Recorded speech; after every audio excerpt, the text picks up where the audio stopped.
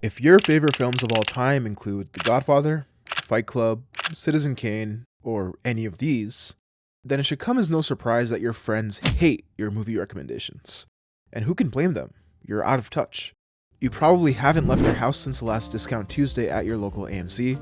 Your days of perusing Letterboxd comment sections have made you insufferable and completely unaware of what the people are actually about. You sit there smugly admiring your Criterion issued Blu-rays while everyone else is trying to remember their friend's ad-supported Netflix password. Basically, step 1 to fixing your recommendation issue is touch grass. But what about when you're genuinely recommending something pretty basic? When you're asked the dreaded question, hey, what should I watch? And you suggest something no one could possibly ever hate on, like National Treasure. And yet you still get torn to shreds by your friend whose favorite movie is Shark Tale. Why does this happen? One important thing to try to gauge for the person you're suggesting to is their awareness of the form. How well acquainted are they with the medium in question? This is not to paint yourself as the all-knowing film expert and your suggestees as uneducated peasants, but if someone has seen La La Land, they're likely more receptive to watching an older musical like Meet Me in St. Louis. And on the flip side, if someone primarily watches Marvel movies, you're probably not going to suggest French New Wave cinema as the next logical step. We can debate the merits of grasping the intentionality of the art and understanding the author's perspective, but it really just comes down to this. If someone has seen more of the thing, then they'll probably enjoy more of the thing. It's such an interesting paradox though, isn't it? We have so much more access to, well, everything, yet people are generally less aware of historically significant works. But honestly, who can blame them? There is way too much stuff to watch, too many things to consume, too many apps to track your consumption, and being plugged into the culture and gaining awareness of the form seems like it's more of a job or extreme hobby than it is something you do for fun. So while you embark on the masochistic charade of watching all 1001 movies you must see before you die, most everyone else is contented with the Netflix top 10 of that week. This illusion of choice isn't exclusive to movies. Just because you no longer have to trek a desert to acquire a piece of parchment doesn't make it much easier to choose one of the millions of ebooks you can rent from your library. But that's just my reading of the situation. Oh right, your recommendation problem. There is a pretty basic solution to this. Just don't recommend anything. Avoid the trap of sharing your passions with those you trust the most, deflect the pain of rejection, and bottle up your emotions for the rest of your life. But for those of you with more stable lifestyles than myself, how do you strike a balance? How do you negotiate between lowbrow and highbrow? Let's just get out of the way that there will always be that one guy that hates on everything. You can suggest a film that 99.9% of the populace adores, but he'll have some novel take on why Jurassic Park is actually bad. They'll dismiss everything you suggest as boring or slow. There is no hope for this person, and I suggest not suggesting. As for everyone else, you just have to know your personnel. Classify the movies you want to suggest in relation to who you would show them to. We can categorize these as your crowd pleasers, your highbrows, and your riskies. Let's start with crowd pleasers, as these are unlikely to be offensive to anyone's sensibilities. These are the films that are undeniable. Some are widely accepted, while others may be debatable.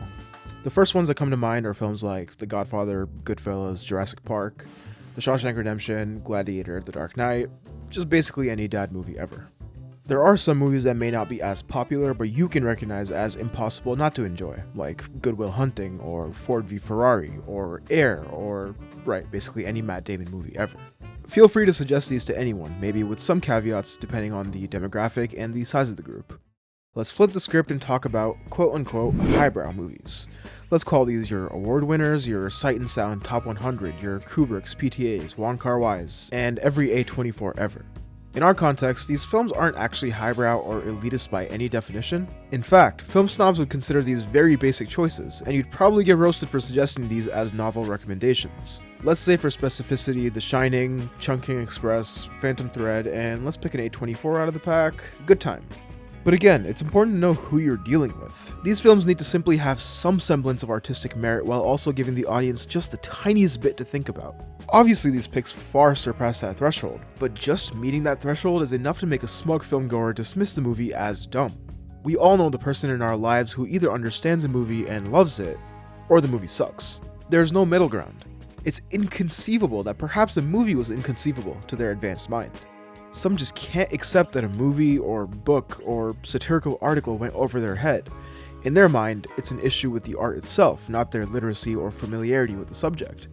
try to avoid suggesting these to groups or individuals you know don't venture too far outside of the norm. I don't even think we want to get into actual highbrow territory because you risk severing your lifelong relationships, so let's move on. Right smack dab in between are the risky ones. These are films that are either classics that didn't connect with you, a polarizing film that connects with you on such a deep level but you would hesitate to suggest it to just anyone, or a bit of both. This is highly individual and based on your personal taste, so go crazy. Try to recommend these to those that are familiar with your taste or are willing to venture outside of their comfort zone without judgment. My personal pick would be A Few Good Men. You might lose some people with the whole court case and litigation aspect, but the people that appreciate this movie really appreciate this movie. So that's it. If you just wanted a solution to your problem, you can probably leave now. But now that I've resolved this issue, allow me the opportunity to vent. Why does everyone think they're above the art itself? We talked about awareness of the form, but it seems so many people just lack basic self-awareness. I'd define this broadly as being able to understand that maybe I don't have the requisite knowledge of the prerequisites. Perhaps I have a ways to go on the Dunning-Kruger curve in critical film analysis. This may come off as I don't have an original opinion and am at the mercy of the critical consensus, enlighten me Roger Ebert.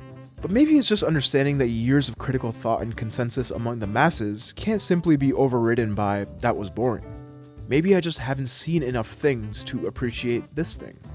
Many tend to walk through life with the notion that if they don't enjoy a book, a movie, a photograph, a piece of writing, music, or any kind of media, that it's the fault of the art and not their own ignorance. I'm not saying that this hypothetical person can't be right or that opinions can vary even for something considered a consensus masterpiece. Critique is the lifeblood of diversity of thought and expression, though it's important to again acknowledge that many things require a level of media literacy in order to truly grasp the intention of the art. An up-and-coming indie rock band might sound grating and cacophonous to you if you've only ever listened to mainstream pop.